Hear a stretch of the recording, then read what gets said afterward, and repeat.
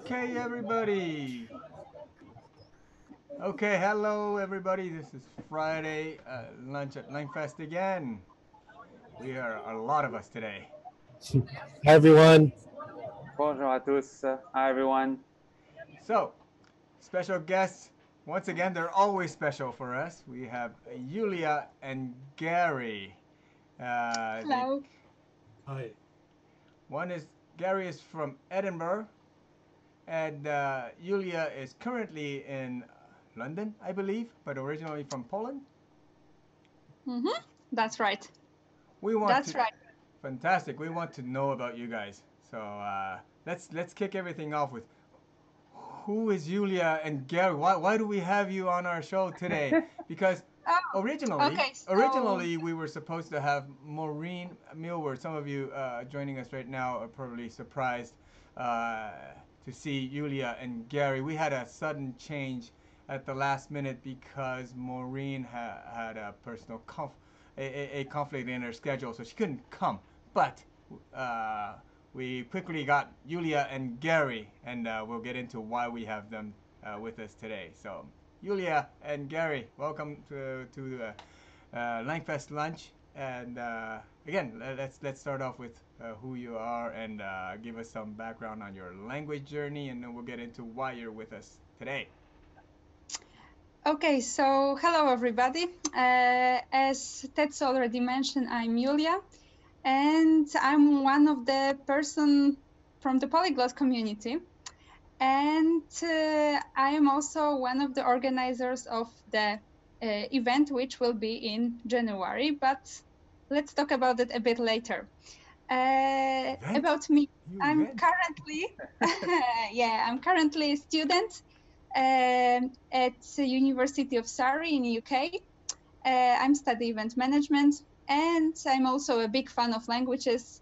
I speak 4 languages on advanced level and next 3 on the intermediate one. And I'm currently starting my Japanese journey, which will be my next languages. Yes, so I speak Polish, English, Russian, and Bulgarian on advanced level, and Spanish, German, and Chinese on the intermediate one. So Chinese I'm too. Really good. The polyglot community. I love languages.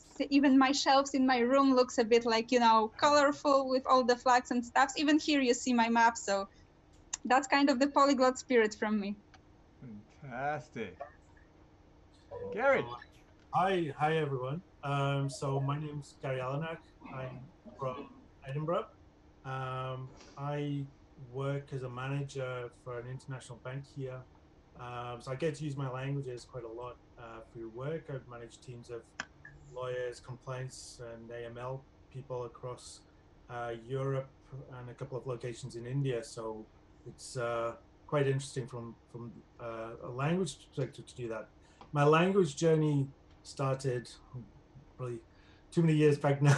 I don't want to think how old I am, but I started my first language was Gaelic. My dad bought me some books at the Cavalin and the Everton in Glasgow, and I wouldn't say I've ever really spoken it. More just reading through children's books, etc. When I was younger. I'm trying to learn it a bit better now. Then at school I did some French, German, some Russian at night school. And then I moved on to university where I studied German, Spanish, Russian. I also did Serbo-Croat that started off using a book called Colloquial Serbo-Croat. Then it moved to Colloquial Serbian and Croatian. And now I believe it's 2 separate books entirely. So whether I did 4 or 5 languages at university is, I guess, a matter of the time. After which, I love languages. You can probably see by my room behind me, avid collector of language books. Whether I've read them all is another matter, but really enjoy a couple of the polyglot conferences now. I've got to say, happy Icelandic Language Day today to all of you listeners in Iceland. Was there last year. Went to the Greek one, but yeah, really love languages and everything about them. That's great. Right. So, So, and yep, Nicola, go. no, I guess I could go. So, I mean, obviously, we're all here because we love languages. That's it goes without saying. And we understand that you guys have been joining some of these big language events on the circuit, including the Polyglot Conference and probably the Polyglot Gathering also. I think I met Julia at Polyglot Gathering. Yeah, that's was it right. 2 we years met ago. I think, and were you here this year? I mean, you were there. No, I Gathering? couldn't. This year I Because, couldn't. things get mixed in my head because you meet so many people, just hundreds of them. So I don't know who was there last year, who was there the previous year. But okay, I do Yeah, know it's we always met at interesting, like Bratislava. I remember you, but I don't I have no idea from where. Yeah. No, we met at the gathering. So it was in 2017 then. Yeah, that was 2017. In Bratislava. That's right. So it's a small world that brings all the people that like languages together. So it's good that you and Nicola got the opportunity to meet, although Julia's not sure that she remembers, but still, But it's a wonderful, I guess, community that we have, and there's a growing number of events that are happening around the world now.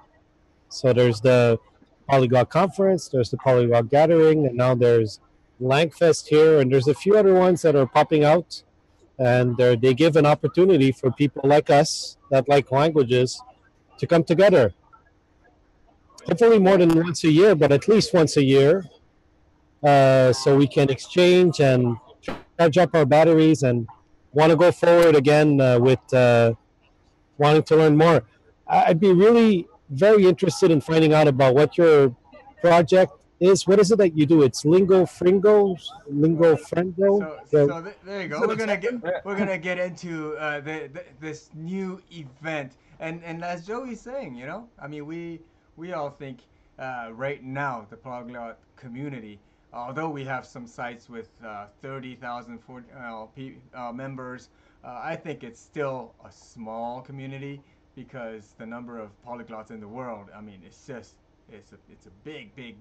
big community. I'm sure that we're still only touching the tip of the iceberg. So it's a great time, I think, to be joining these online communities and these different events. So let's get into it then. This new project that we see, this new event that's coming up in the winter, in no less, in Edinburgh. So Julia or Gary, Yeah, one kind of of you guys different want to date let us for know? the language project, but we decided that all of the gathering conference and LangFest, it's more in the summertime. So we are going for the winter time, you know, to have some more opportunities for the polyglots to gather together, because that's the thing we love. We love to, you know, talk in so different languages, and if we can speak in 5 with the one other person, it's the best feeling.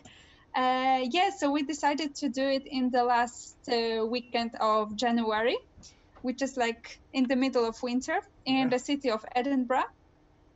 And it will be the event which will last 3 days, but only one day will be like, let's say, more organized with the venue and all those stuffs. And other 2 days will be more like for us to integrate, you know, some informal meeting and more like the, let's say, the atmosphere of gathering a bit, but in the different city and different community. So I believe it will be much more different. What is your venue? Is it a university? Is it where are you holding the event? So it's, you know, as just to take a step back as well, and the reasons why it's going to be that weekend, and I'll explain a bit more about the venue. But yeah, as Julia said, it's the most depressing month of the year, maybe, and we want joy and light, some positive energy into winter. Equally, you know, practically that weekend is Burns Weekend, which is a big weekend in Scotland. So there's a lot going on that weekend for people to join in with and celebrate. equally, Edinburgh is it's a festival city. In summer, we've got 20 concurrent festivals going on. The biggest of which is the Fringe. So the Fringe started in late 40s, early 50s as a side event to the International Festival. And over the years, it's grown and grown and grown. And now it's this huge event in August that really brings Edinburgh, you know, all the venues to life. But equally, it means in the other times of the year, there's a lot of places around Edinburgh that are used to holding big events, smaller events, micro events. And in January, it's very quiet. So we can use those types of venues. We took the name from the Fringe. So Lingo, language, Fringo, I don't know, an Esperanto version of Fringe, I don't know, but Lingo Fringo is where the name came from. And as was mentioned, we want this to be a little different to the other gatherings, more kind of cozy networking. We've got a central venue, so we've got a great venue for this, which is the new French Institute in the Consulate General that they've just occupied on Parliament Square in Edinburgh. So it's right in the heart of the old town, in a fantastic building. It's got a nice cafe, a library. So yeah, a really exciting venue for us. And yeah, the event, as was mentioned, will be ticketed for the Saturday, where we've got a couple of bloggers, language influencers who've already expressed interest in coming. We'll reveal those as the weeks go on to create that momentum and the build, but we won't give their names away now. But needless to say, we've got a great plan for the Saturday, out with the ticketed day on the Saturday. On the Friday and the Sunday, we'll hold free side events to let people network, explore the city, you know, really live Edinburgh life to the full in a multilingual way. It's fun. It's fun that you're organizing this. So I understand at the French Institute, right? That's the venue. That's right. Yeah, because my sister actually is the head of a French institute in Niš in Serbia, and it's actually I know a little bit what she does. I know they're very active with doing little events. At least I know that's what she tries to do over there, and it's a small institute, so it's great that that the French consulate in Edinburgh is also into this kind of collaboration and helping with events. Yeah, they've been really supportive, and yeah, it's a really fantastic building they've got now with great facilities. So really looking forward to it.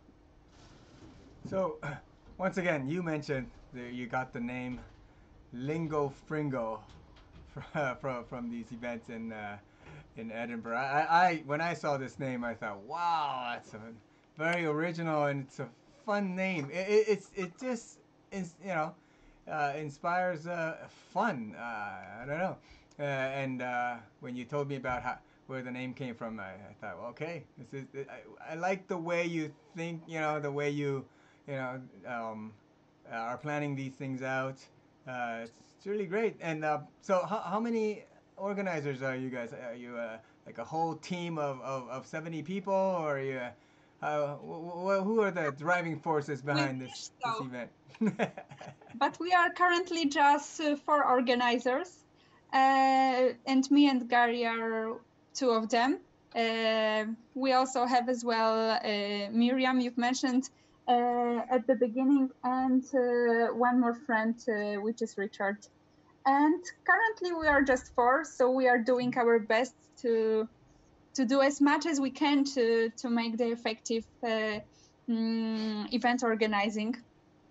And yeah, that's it basically. Yeah. Well, we understand what you're going through, and holding an event, organizing it, mostly for the first time, is a lot of work. There's a lot of trial and error, and you figure out your way as you go along. But it's in the end, when you put it together and you see everybody coming, happy and presentations and things like that, and you get to showcase your city. That's a beautiful thing. It gives you give a lot of yourself, but you got a lot back also with all of this. And That's for sure. I think the nice thing about this event is that it's got a momentum of its own. We started 2 weeks ago, literally 2 weeks ago, right? Yeah, literally. Yeah. We've already got, the websites up and running. We've got the ticketing up and running. We've got the venue. We've got people coming, and it's the momentum is that we've got, people coming to us saying we want to sponsor it. We've got, good ticket sales already. We've got people coming in. Amazing. It is. So I'm hoping that the momentum continues to January, which I'm sure it will. And it's we've got all the blocks in place now. It's just getting people landing at Edinburgh Airport in January and seeing them through the door, and going back to what you said about fun. I think that's a key element here, that we really want people to have fun. The Burns Night, we've got some Kayla's that we can go to. We're going to do a Harry Potter treasure hunt. Edinburgh was the inspiration behind Harry Potter, and I know it's a real favorite amongst polyglots, reading all the different language versions. I know I've got a few on my shelves back here, but that I think will be a fun activity. And really, people who haven't thought, maybe I don't want to go on my own to a conference, or I don't know anyone there, I think this will be a good mixer and a good intro to lead people on to go to the other conferences, the LangFest, the Polyglot conference, just to meet like-minded people, have a good time, and learn a bit about languages, learn a bit about the languages of Scotland, and maybe go to the other events being held worldwide from that. Absolutely. And have you been trying to reach mainly a UK audience, or a broader European or even world audience, or what's your actually, so the ticket sales already, they're from Russia, Germany. Oh wow! So it's all over the place. I think it will, I guess like your event, there'll be a mix of probably half locals, half coming see the city for the first time. And I know, hopefully Yulia will bring a trainload of people up from London, and I hope so. Yeah, have a good meetup.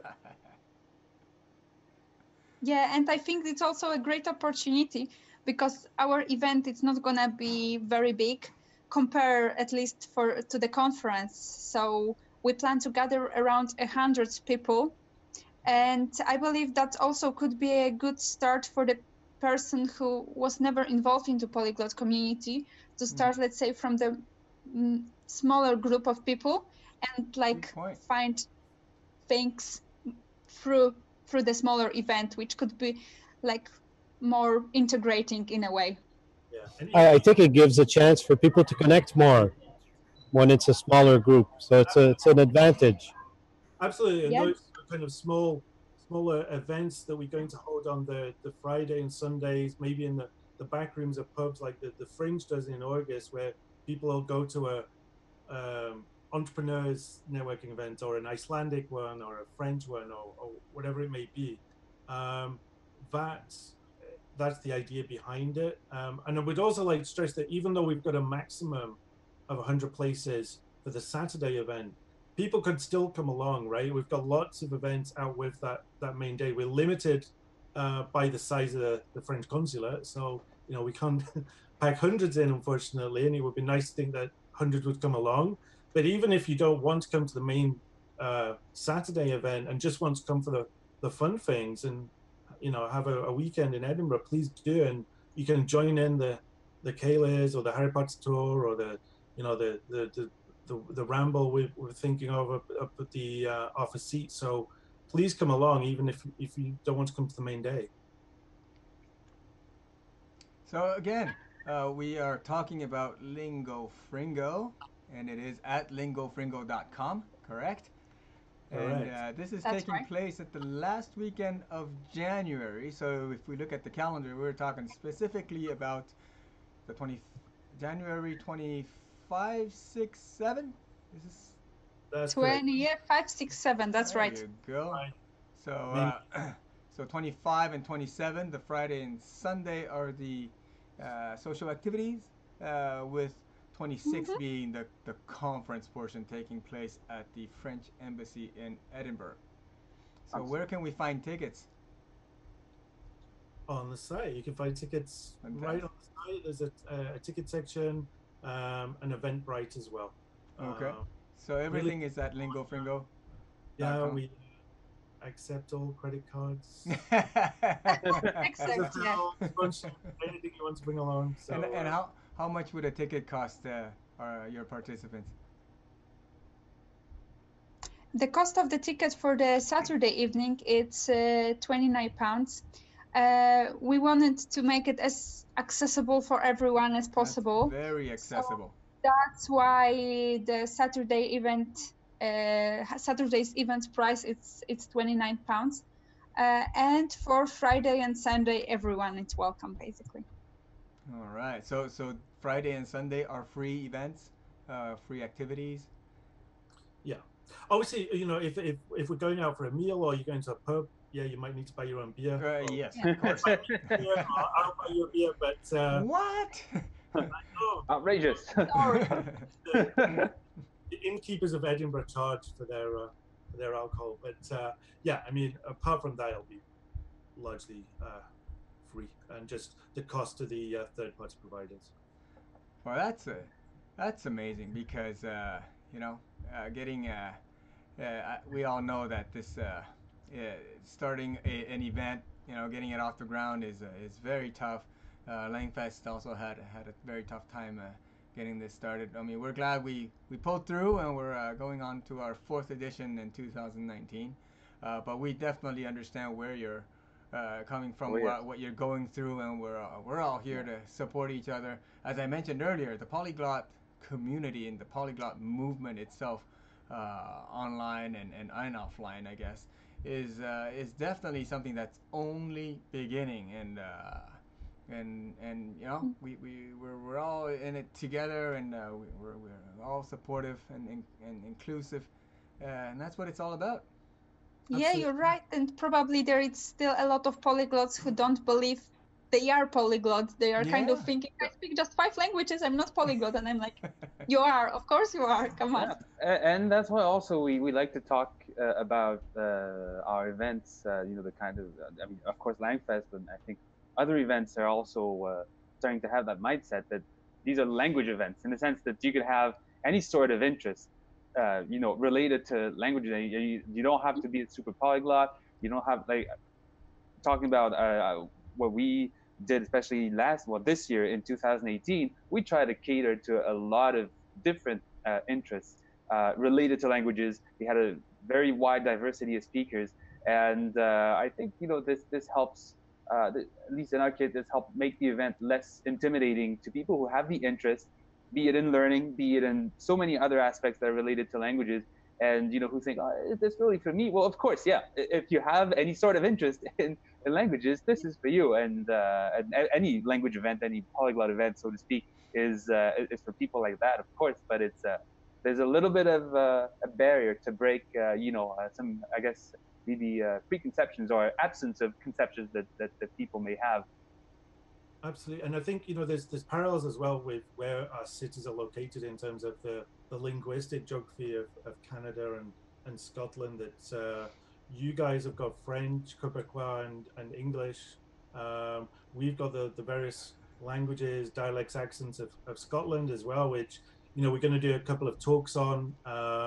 We've got some really interesting talks coming up at the Lingo Fringo event on Shetlandic and the other, you know, more exotic linguistic languages and dialects in Scotland. So you're right, from that aspect, we will be, you know, engaging with people, and equally on the kind of non-academic and the more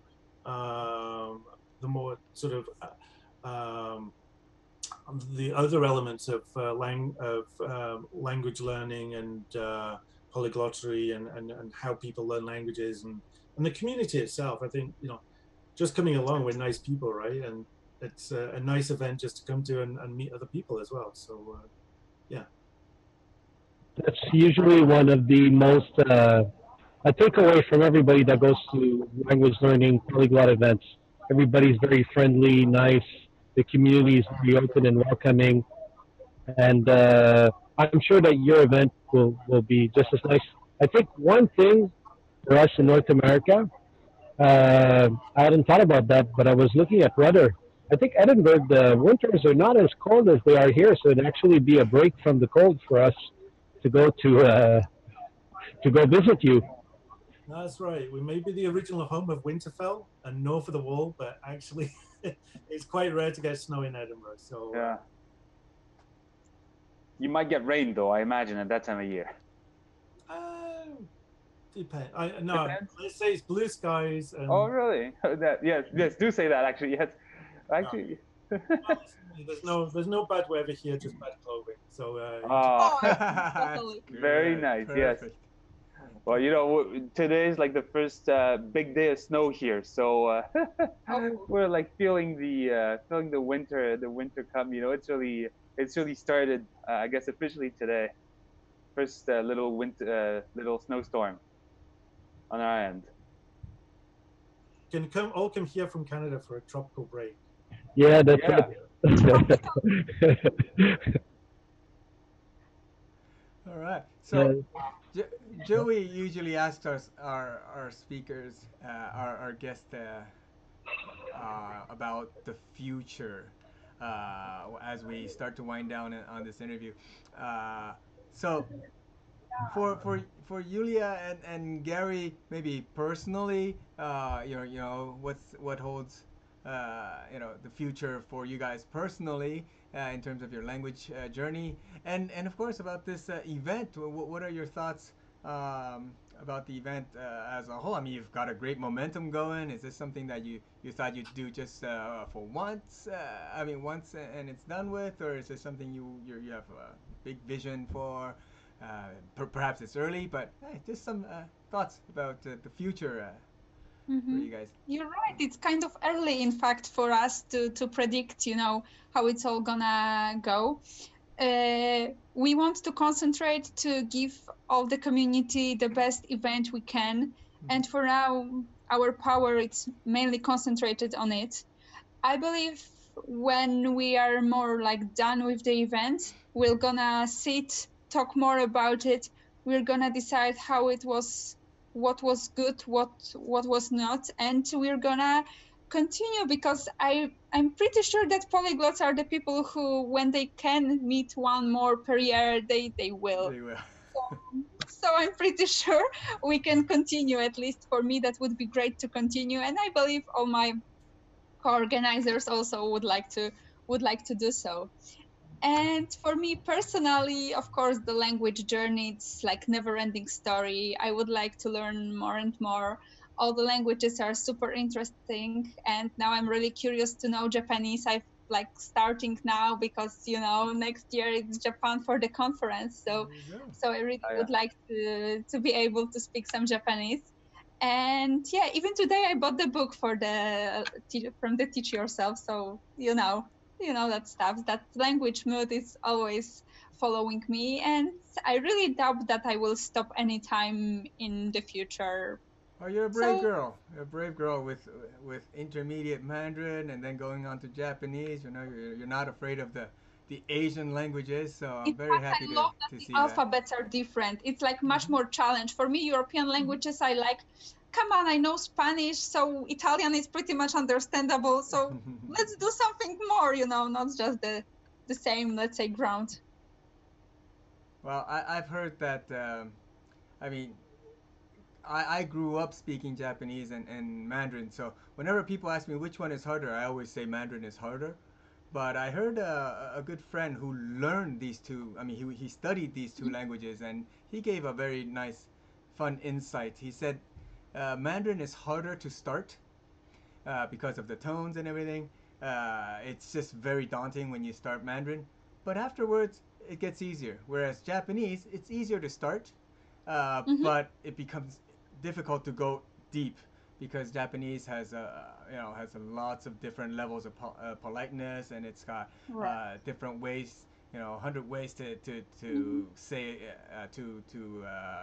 say any character, kanji. So apparently it's a lot harder to go deep in Japanese. And once he explained that to me, I thought, wow, I guess it does sound very logical.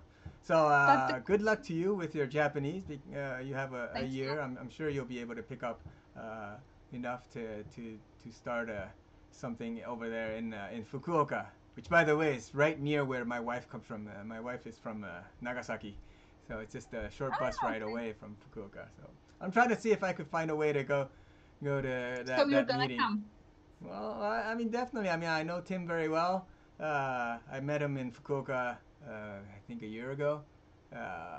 So I'm always in Nagasaki in May, in a part of June.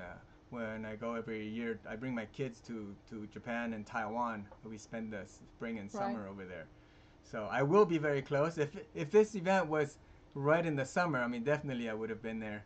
But it's in October. I might not be able to fly all the way out from Montreal. But I'll try to see if I could get a business trip or something to Tokyo. If I get at least to Tokyo, then I could go to Fukuoka. It's a short flight away. Good luck with that. Yeah. How about you, Gary? For Lingo Fringo, just to echo what Julia said, that with 2 weeks in, if you asked me 2 weeks ago what I'd be doing, I don't think I'd be saying, talking about our event to you guys. So it's quite early days. We're taking feedback already when people are getting tickets as to what they want, not for future events, but what type of event they want. And I think we'll come together at the end of the January event and probably I'd love to continue. I think it's been a great experience so far. Whether people would want it every year at the same time of year, maybe they would, maybe they wouldn't. But I think the beauty of Edinburgh is it's a very different city in different times of the year, and it might be nice to have a Lingo Fringo for the Fringe.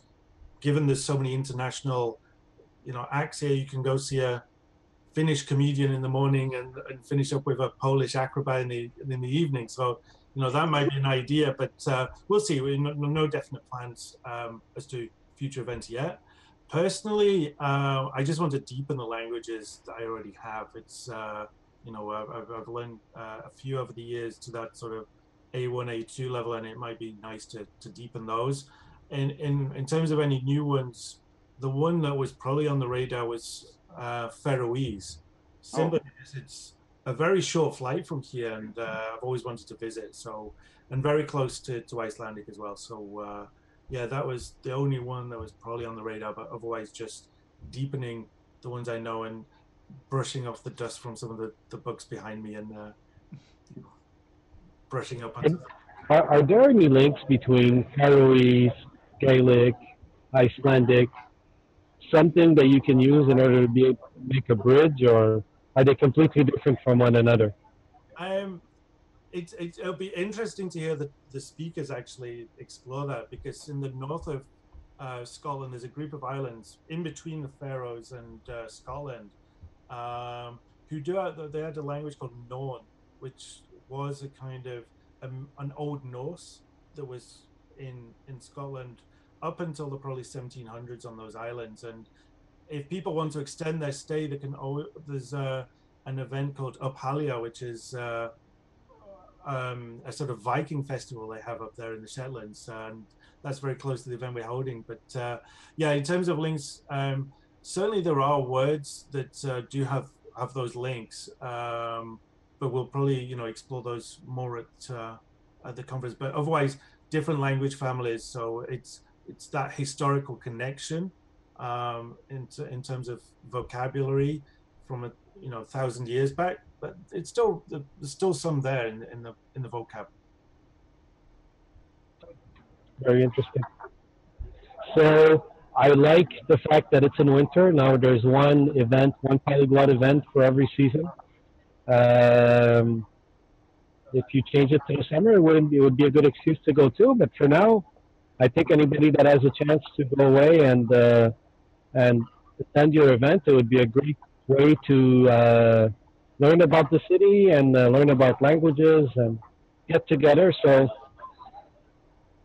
I mean, I wish you. I know it's going to be successful, but still, I wish you a lot of luck in putting this together, and I look forward to hearing more about the event. Thanks so much. Thank you. Yes. Thanks a lot. We all, definitely echo Joey's thoughts. I'm sure it comes from our experience running these things. We all know it's very, very, very tough. Our respects to Richard and Alex and Lydia and Judith and Chuck, all these guys, putting on these great shows for the polyglot community. I'm sure you guys will also go through some ups and downs, but do know that we're here for you. This type of cross promotion is part of that. Whatever you need, whenever you need information, experience, we're wide open to sharing what we have widely. So don't hesitate to call upon us again. And again, we wish you the best of luck. Yeah. Thanks so much, Great. and look forward to seeing some of you in Edinburgh in January. All right. Welcome to the big polyglot event family. Yeah. Thank you. Thank you. So It's once gonna again, be fun. it is All right. LingoFringo.com, and it is .com, right? It is .com. Good. Yeah. And it's January 25, 6, 7 in Edinburgh, with Yeah, that's 26 being the conference and 25, 27 being social activities. So we thank our audience for joining us this week. Yeah, just to mention at the end, maybe we have also the Facebook and Instagram pages, yes. so you are very welcome also to see us there. That's great. I mean, it's just amazing how you guys are able to put all this together in such a short time. You're definitely on a great momentum there. So Lingo Fringo is the handle name, I suppose, for a Facebook page. And the for page for is everything, tagged in the description of this video, so people who can just click on it and just go like it from there.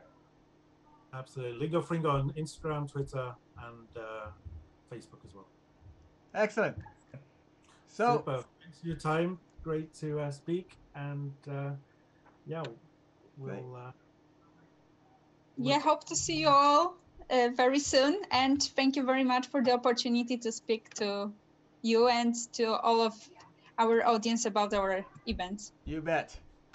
All right. Thank you. All right. Thank you. Thanks a lot. Bye. Bye.